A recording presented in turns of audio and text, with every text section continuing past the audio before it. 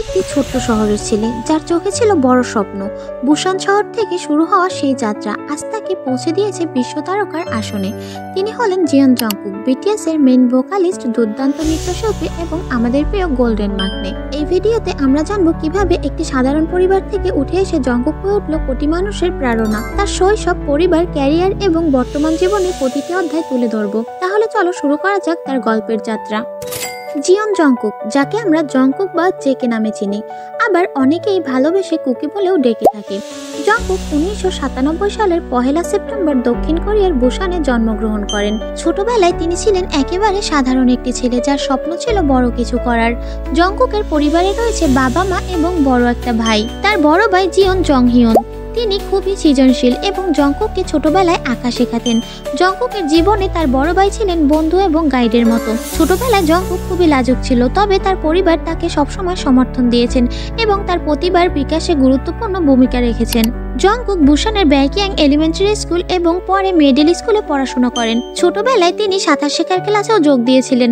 তার শৈশবের শখের মধ্যে ছিল ড্রয়িং এবং খেলাধুলা। পরবর্তীতে যখন তিনি তার স্বপ্ন পূরণের জন্য সিউলে আসেন, তখন school of performance art Seoul থেকে স্নাতক সম্পন্ন করেন। পড়াশোনার পাশাপাশি তার পরিবারের সহযোগিতায় তিনি সঙ্গীত এবং নাচ শেখার প্রতি মনোযোগ দেন। জংকুক 2011 সালে মাত্র 13 বছর বয়সে জনপ্রিয় শো সুপারস্টারকে অডিশন দেন।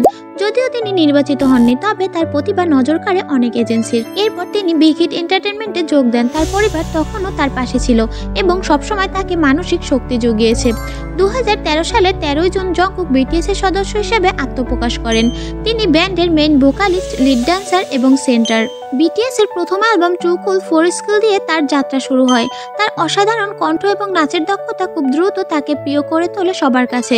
জংকুকের বহুমুখী প্রতিভা তাকে গোল্ডেন মাকনে নামে পরিচিতি দিয়েছে। তার লেখা এবং সুর করা গানগুলোর মধ্যে অন্যতম হলো স্টিল উইথ ইউ। তিনি গিটার এবং ড্রাম বাজাতেও দক্ষ। জংকুক নিজে অনেক ভিডিও বানিয়েছে যা গোল্ডেন ক্লোজেস্ট ফিল্ম নামে পরিচিত।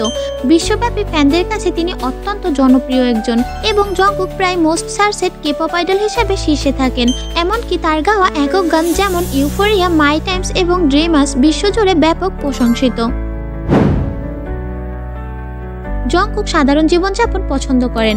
তার মোস্ট ফেভারিট খাবারগুলোর মধ্যে রয়েছে পিৎজা, বুলগোগি এবং দুধ। তার প্রিয় রং কালো। তার শখগুলোর মধ্যে রয়েছে ফটোগ্রাফি, আঁকা, গেম খেলা এবং নিজের ট্যাটু ডিজাইন করা। জংকুক বিটিএস এর পাশাপাশি একক গান এবং প্রজেক্ট নিয়ে ব্যস্ত। বর্তমানে তিনি তার সামরিক দায়িত্ব পালন করছেন। তিনি 2023 সালের 12 ডিসেম্বর দক্ষিণ কোরিয়ার বাধ্যতামূলক সামরিক বাহিনীর সেবায় যোগদান করেছেন। সাধারণত দক্ষিণ কোরিয়ার সামরিক সেবা প্রায় 18 মাস দীর্ঘস্থায়ী হয়। এই হিসাবে জংকুকের প্রত্যাশিত মুক্তির তারিখ 11 জুন 2025। বর্তমানে তিনি তার সামরিক দায়িত্ব পালন করছেন এবং 2025 সালে বিটিএস এর অন্যান্য সদস্যদের সাথে পুনর্মিলিত হওয়ার পরিকল্পনা করছেন।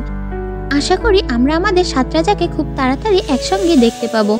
সো আজকের ভিডিও এই পর্যন্ত। আমি যথাযথভাবে জংকুকের জীবনী ছোট করে তোমাদের মাঝে তুলে ধরার চেষ্টা করেছি। যদি কোনো ভুল হয়ে থাকে তার জন্য আমি অবশ্যই দুঃখিত।